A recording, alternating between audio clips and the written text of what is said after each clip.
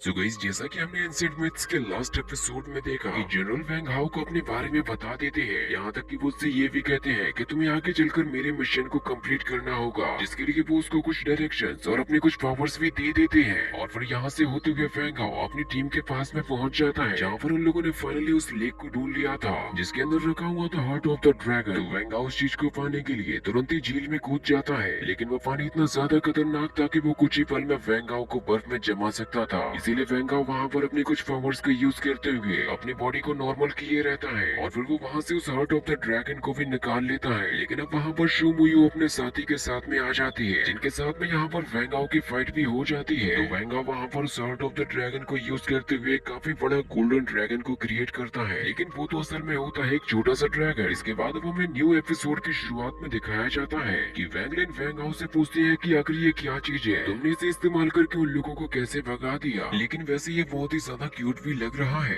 तभी वो छोटा सा ड्रैगन बेबी बोलता है कि तुम भी मुझे बहुत प्यारी लग रही हो, और तुम्हारी ये फैमिली भी मुझे बहुत ही ज्यादा अच्छी लगी। जोशान कहता है कि आखिर ऐसा कैसे हो सकता है, ये इतना छोटा सा बच्चा बोल कैसे सकता है, और वैसे भी ये तो एक एनिमल है, ये आखिर बोल कैसे सकता है। वो बेबी ड्रैगन कहता है कि चलो मैं तुम्हें पूरी सच्चाई बताता हूँ कि मैं हूँ एक 1000 साल पुराना एक गोल्डन ड्रैगन, जो कि तुम्हारी कई पुश्तों से भी पहले पैदा हुआ था। उस वक्त किंग 13 मौजूद थे, और इतना सुनकर तायरी चौंक जाता है। वैंग हाउ से कहते हैं कि क्या तुमने सुना, ये किंग 13 के टाइम का है, जिसे काफी शक्तिशाली शील्ड दी गई थी एम्परर यी के द्वारा। वो गोल्डन ड्रैगन कहता है कि क्या तुम लोगों को मुझसे डर नहीं लग रहा, क्योंकि मैं दिखने में बहुत ज्यादा खतरनाक हूँ। अगर तुम लोग डर रहे हो तो मुझे यहाँ से जाने दो और खुद भी यहाँ से चले जाओ। तो वैंग हाउ उसको कस के पकड़ता है और कहता है कि अब तुम कुछ ज्यादा ही शोर मचा रहे हो। तो वो गोल्डन ड्रैगन कहता है कि तुम जैसे लड़का मुझे मारना चाहता है। तो वैंग हाउ कहता है कि अगर मुझे ऐसा करना पड़ा तो मैं जरूर करूंगा, क्योंकि अभी तुम्हारी पावर्स को तो शील्ड किया गया है। तो गोल्डन ड्रैगन यहाँ पर वैंग हाउ से कहता है कि सबसे पहले तो तुम इस ही एम्परर के बारे में बात करना बंद कर दो, क्योंकि वही वो बंदा था जिसने मेरे हर्ट को चुरा लिया था। इससे ताइरिस को काफी बड़ा झटका लग जाता है, क्योंकि वो तो उसी चीज के लिए आया था। ताइरिस कहता है कि अब मैं समझ गया, वो सारी की सारी इंफॉर्मेशन गलत थी। और वो वैंग हाउ से कहता है कि तुम नहीं जानते कि मैं कितनी बड़ी मुसीबत में फंस चुका हूँ। मैं यहाँ तक आ तो चुका हूँ, लेकिन मेरे हाथ में कुछ भी नहीं लगा। इस तरीके से तो मेरी सारी चीजें व्यर्थ चली जाएंगी। तो वैंग हाउ से कहते हैं कि चिंता मत करो, भले ही तुम्हें ड्रैगन ऑफ द हर्ट नहीं मिला, तुम्हारे पास में उसका ये बॉक्स तो लग ही चुका है। तो ताइरिस कहता है कि ये बॉक्स ये तो बिल्कुल ही खाली है, इसका आखिर मैं कर ही क्या सकता हूँ। इसकी कीमत तो एकदम कबाड़ के भाव में बिकेगी, जिसको कोई खरीदना भी पसंद नहीं करेगा। तो वैंग हाउ कहता है कि हाँ, जानता हूँ कि इस बॉक्स की कोई भी कीमत नहीं है, लेकिन अभी जो मेरे पास में इनर मैट्रिक्स है तुम उसके बारे में नहीं जानते। जिसके बाद वो मैट्रिक्स की टेक्निक को यूज करते हुए वहाँ पर अपनी पावर्स को दिखाता है, और इस चीज को देखकर ताइरिस कहता है कि ये तो काफी लंबे समय से खोई हुई सारणी है। वैंग हाउ कहता है कि मुझे इसे जल्द से जल्द वापस करना भी होगा, क्योंकि इसमें इतनी ज्यादा क्षमता है कि यह किसी को भी ज्यादा ताकतवर बना सकती है। तो ताइरिस कहता है कि मुझे भी एक बार एरिक लैम्ब के बारे में सोचना चाहिए, वो आखिर हमारे इतने करीब हो कैसे सकता है। इसके बाद वो वैंग हाउ से मजाक करते हुए कहता है कि तुम्हारे शरीर से अब किसी लिजर्ड जैसी स्मेल आ रही है, जिससे कि गोल्डन ड्रैगन भड़क जाता है। वो कहता है कि तुम्हारी हिम्मत कैसे हुई मुझे एक लिजर्ड कहने की। वैंग हाउ से कहता है कि अब शांत हो जाओ और मेरी बात को सुनो, तुम्हें हमारे लिए उस सील्ड को तोड़ना ही होगा। गोल्डन ड्रैगन कहता है कि तुम्हें क्या लगता है कि मैं तुम्हारे लिए ये सब कुछ करूंगा, लेकिन सच बात तो यह है कि मुझे खुद पर भी भरोसा नहीं है कि मैं ये कर पाऊंगा, और मुझे नहीं लगता कि मैं उस सील्ड को तोड़ पाऊंगा और दोबारा से अब कभी भी गोल्डन ड्रैगन में बदल पाऊंगा। और इस वजह से वो लिटिल ड्रैगन थोड़ा सा उदास भी हो जाता है, और मैं क्यों तुम जैसे तुच्छ प्राणियों के लिए इतनी ज्यादा मेहनत करूं। तो वैंग हाउ कहता है कि तुम ऐसा इसलिए करोगे क्योंकि मेरे पास में है लिक्विड इनहेरिटेंस, और वैसे मुझे लगता है कि अभी ये इतना तुम्हारे लिए काफी नहीं है। तो ताइरिस कहता है कि ये लिजर्ड तो काफी ज्यादा घमंडी है, इसीलिए क्यों ना हम लोग इसे अपने घर पर ले चले, जहाँ पर हम इसे बेच देंगे, इसके बदले में कुछ ना कुछ तो मिल ही जाएगा। वैंग हाउ ताइरिस से कहता है कि बताओ अब तुम इसके साथ में क्या करोगे। तो ताइरिस कहता है कि मैं दिन में कम से कम 10 बार इसका ब्लड निकालूंगा, और इसे घर पर ले जाकर खिला पिलाकर बड़ा भी करेंगे, साथ ही इसका हर दिन ब्लड भी निकाला जाएगा। जब इसकी बॉडी में से सारा ब्लड खत्म हो जाएगा तो फिर हमें ड्रैगन मीट भी खाने को मिलेगा, जिसका टेस्ट हमें नहीं पता, लेकिन ये बहुत ही गजब का होगा। तो वो लिटिल ड्रैगन कहता है कि ऐसा कुछ भी करने की जरूरत नहीं है, तुम जो कहोगे मैं वो करूंगा, इससे तुम्हें थोड़ी तो खुशी मिल ही जाएगी। तो वैंग हाउ कहता है कि चलो अब तुम अच्छे तरीके से काम कर रहे हो, जब तुम इतने ज्यादा सब ड्रैगन बन गए हो तो फिर हमें भी तुम्हारी बात माननी चाहिए। तो ड्रैगन कहता है कि मैं अपनी मर्जी का मालिक हूँ, मैं जो चाहता हूँ मैं वही करता हूँ। तो वैंगलिन कहती है कि ये छोटा सा ड्रैगन तो बहुत मजाकिया भी है, और फिर वो वैंग हाउ से कहती है कि तुम्हारे पास में ये जो लाइट वाली पावर है, तुम इसकी मदद से कल के ऑडिशन को आराम से जीत सकते हो। तो तभी ताइरिस कहता है कि वैसे मुझे याद है कि वैंग हाउ का नाम मैंने सोवियत एम्पायर की लिस्ट में देखा था, लेकिन तुम्हारा जो प्रतिद्वंदी है उसका हाथ अब ठीक हो चुका है, इसीलिए तुम्हें संभल कर रहना होगा ताकि तुम खतरों से बचे रहो।